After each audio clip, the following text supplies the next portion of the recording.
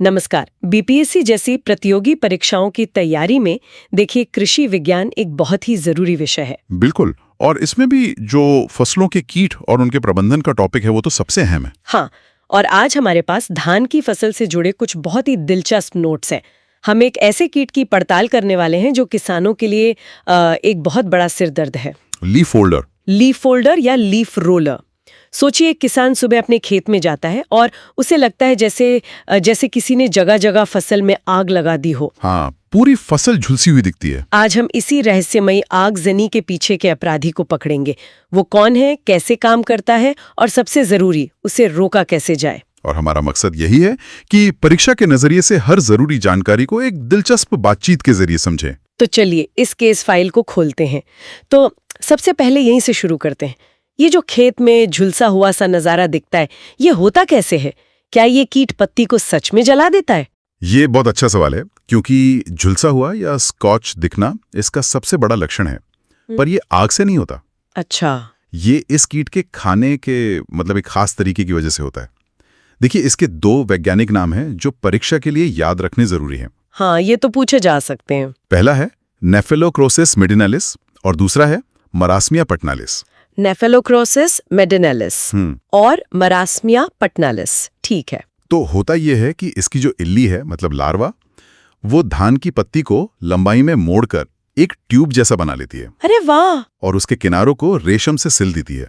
अच्छा, वो अपने लिए घर बना लेती है पत्ती को मोड़कर। बिल्कुल। और उसी घर के अंदर सुरक्षित रहकर वो पत्ती के हरे हिस्से को, जिसे हम ग्रीन टिश्यू या क्लोरोफिल कहते हैं, उसे ऊपर की सतह से खुरच कर खाती है। खुरच कर पत्ती में छेद नहीं करती।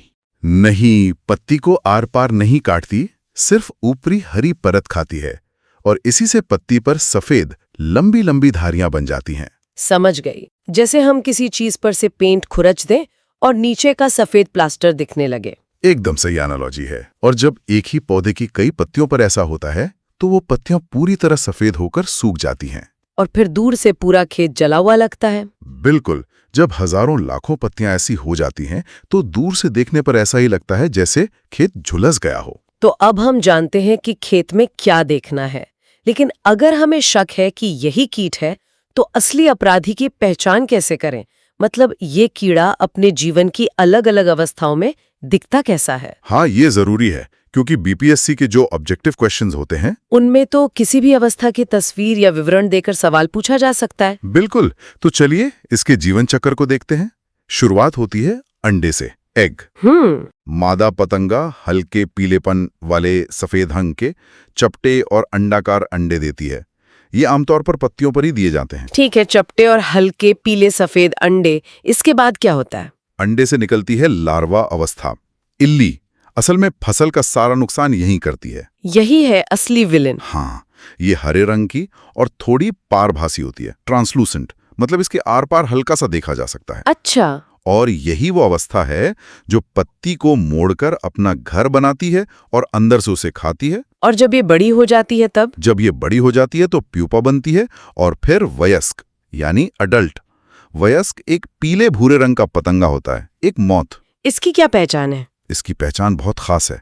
इसके आगे वाले पंखों के बीच में कई गहरी लहरदार रेखाएं बनी होती हैं और पंखों के बाहरी किनारों पर एक गहरी पट्टी या बॉर्डर होता है। वाह! पंखों पर बनी धारियों से ही पतंगे की पूरी पहचान हो जाती है। ये तो किसी फिंगरप्रिंट जैसा हुआ। हाँ, एक तरह से। और ये बारीकियां सच में बहुत काम की हैं, खासकर उन सवालों के लिए जहां पहचान करने को कहा जाता है। चलिए अब मामले के सबसे अहम हिस्से पर आते हैं, प्रबंधन। हमने अपराधी की पहचान कर ली, उसके काम करने का तरीका समझ लिया। अब उसे रोकें कैसे? फसल को बचाने के लिए एक्शन कब लेना चाहिए? ऐसा तो नहीं कि एक दो कीट दिखते ही महंगी दवाइयां छिड़कना शुरू कर दें। बिल्कुल नहीं। और यहीं पर एक बहुत जरूरी कॉन्सेप्ट आता है जिसे कहते हैं इकोनॉमिक थ्रेशोल्ड लेवल, ईटीएल। आर्थिक दहलीज स्तर। हाँ, इसका सीधा सा मतलब है नुकसान का वो स्तर जिसके बाद अगर हमने नियंत्रण के उपाय नहीं किए तो हमारा आर्थिक नुकसान दवाइयों के खर्चे से ज्यादा हो जाएगा। तो इस लीफ फोल्डर के लिए ईटीएल क्या है?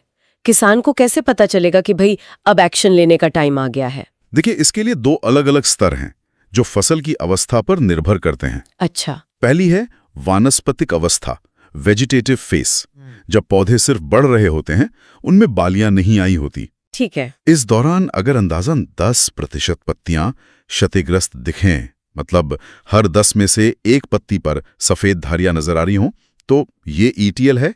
अब नियंत्रण शुरू कर देना चाहिए। ठीक है, शुरुआती दौर में 10% और बाद में? दूसरी और ज्यादा गंभीर अवस्था है फूल आने की, फ्लावरिंग स्टेज। इस समय अगर सिर्फ 5% ध्वज पत्ती यानी फ्लैग लीफ क्षतिग्रस्त हो जाए तो तुरंत नियंत्रण करना चाहिए। ध्वज पत्ती, ये फ्लैग लीफ क्या चीज है? ये इतनी जरूरी क्यों है कि इसके लिए ETL आधा, मतलब सिर्फ 5% है? बहुत अच्छा सवाल है।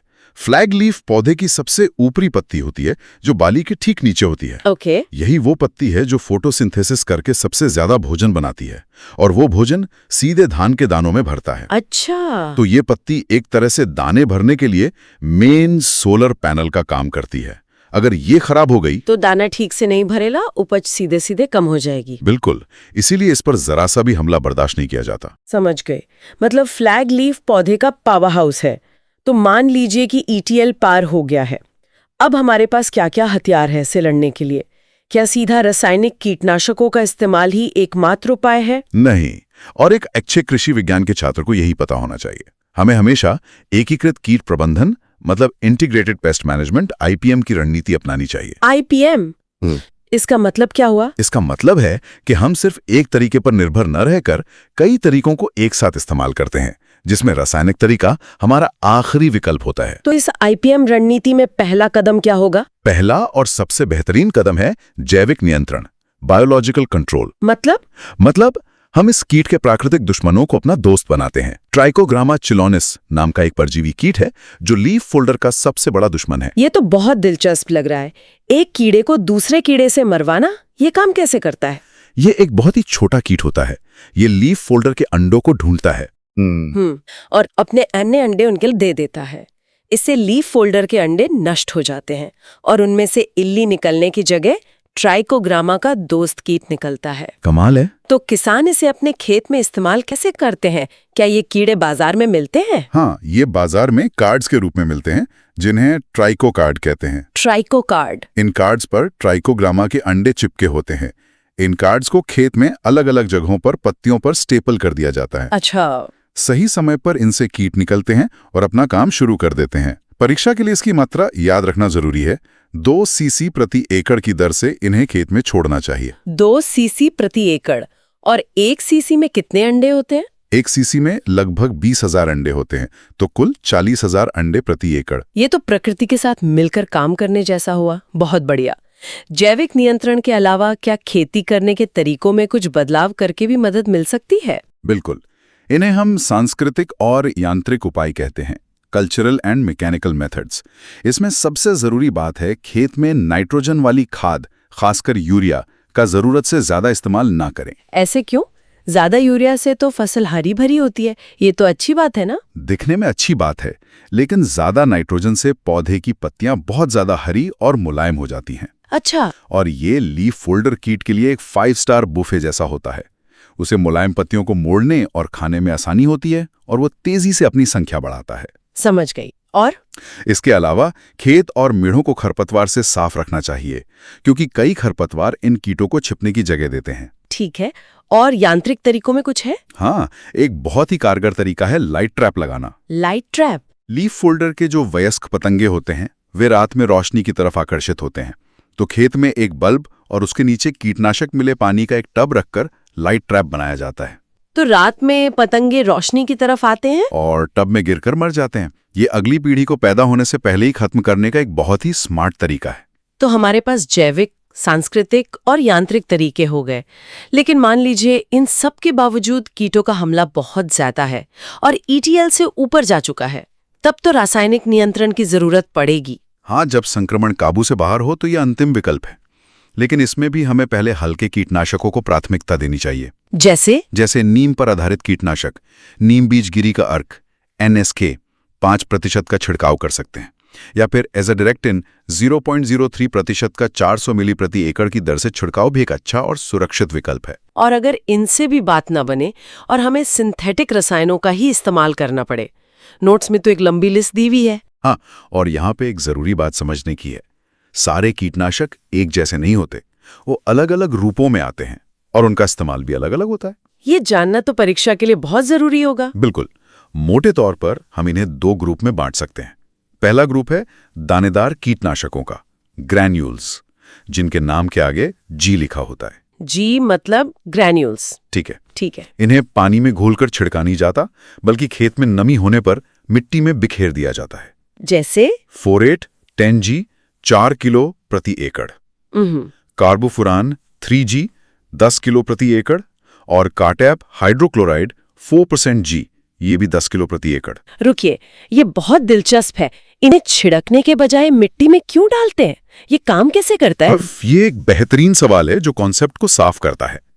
ये दानेदार कीटनाशक सिस्टमिक होते हैं। सिस्टमिक मतलब जब इन्हें मिट्टी में डाला जाता है तो पौधे की जड़ें इन्हें पानी के साथ सोख लेती हैं और ये रसायन पौधे के पूरे सिस्टम में, तने, पत्तियों सब में फैल जाता है। अच्छा। अब जब कोई इल्ली पत्ती को खाती है तो वो जहर भी खा लेती है और मर जाती है। ये एक लंबे समय तक असर करने वाला तरीका है। वाह, ये तो पौधे को अंदर से ही जहरीला बनाने जैसा हुआ, एक तरह का वैक्सीनेशन। और दूसरा ग्रुप कौन सा है? दूसरा ग्रुप है छिड़काव वाले कीटनाशकों का, जिन्हें पानी में घोलकर पत्तियों पर स्प्रे किया जाता है। ये कांटेक्ट या स्टमक पॉइजन होते हैं। मतलब या तो छूने से मरेंगे या खाने से। बिल्कुल। इनके नाम के आगे EC, SP, WG या SC लिखा होता है, जो इनके फॉर्मुलेशन का प्रकार बताता है। जैसे क्लोरोपाइरीफॉस 20 EC, जिसकी 500 मिली मात्रा प्रति एकड़ लगती है। यहाँ EC का मतलब है एमल्सिफाइबल कॉन्सेंट्रेट। या फिर असिफेट 75% SP, जिसकी 267 से 400 मिली मात्रा लगती है। SP मतलब सॉल्यूबल पाउडर। हाँ, और भी बहुत से नए विकल्प हैं, जैसे फ्लूबिंडामाइड, जिसकी सिर्फ 20 ग्राम मात्रा ही काफी है, या थियामेथोक्साम, जिसकी 40 ग्राम मात्रा लगती है। ये लिस्ट लंबी है और परीक्षा के लिए इन कीटनाशकों के नाम और उनकी प्रति एकड़ मात्रा को याद रखना जरूरी हो सकता है। इतने सारे अलग अलग रसायन, ये दिखाता है कि किसान के पास विकल्प तो बहुत है, लेकिन सही कीटनाशक सही मात्रा में और सही समय पर चुनना कितना जरूरी होगा। सही बात है। गलत चुनाव से पैसा और फसल दोनों का नुकसान हो सकता है। तो आज हमने धान के लीफ फोल्डर कीट की पूरी केस फाइल ही खोल दी। हमने अपराधी की पहचान की, उसके अंडे, लार्वा और वो फिंगरप्रिंट जैसे पंखों वाले वयस्क को समझा। फिर हमने उसके काम करने के तरीके को जाना कि कैसे वो पत्ती को खुरचकर पूरे खेत को झुलसा हुआ दिखा देता है। और हमने ये भी समझा कि एक्शन कब लेना है, यानी ETL का क्या महत्व है, खासकर उस फ्लैग लीफ के लिए जो दाने का सोलर पैनल है। बिल्कुल। और सबसे जरूरी, हमने उसे नियंत्रित करने के लिए पूरी IPM रणनीति पर बात की। हाँ, जिसमें ट्राइकोग्रामा जैसे दोस्त कीटों से लेके यूरिया के सही इस्तेमाल और लाइट ट्रैप जैसी स्मार्ट तकनीकों से होते हुए हम रासायनिक कीटनाशकों तक पहुंचे। और वहां भी हमने दानेदार और छिड़काव वाले कीटनाशकों के बीच के रणनीतिक अंतर को समझा। और इन सब में सबसे बड़ा टेकअवे यही है कि किसी एक तरीके, खासकर सिर्फ रासायनिक कीटनाशकों पर निर्भर रहना एक बहुत बड़ी गलती है। बहुत बड़ी गलती। इससे कीटों में प्रतिरोधक क्षमता यानी रेजिस्टेंस पैदा हो जाती है और फिर दवाइयां उन पर असर करना बंद कर देती हैं। एक एकीकृत और संतुलित दृष्टिकोण ही टिकाऊ खेती का आधार है। ये बातचीत एक बड़े सवाल पर जाके खत्म होती है। हम जानते हैं कि रासायनिक कीटनाशकों पर हमारी निर्भरता कम होनी चाहिए। तो सवाल यह है कि ट्राइकोग्रामा जैसे जैविक तरीकों को और बेहतर कृषि प्रथाओं को हम कैसे इतना सुलभ और प्रभावी बना सकते हैं कि ये हर किसान की पहली पसंद बने, न कि सिर्फ एक विकल्प। इस पर सोचने की जरूरत है।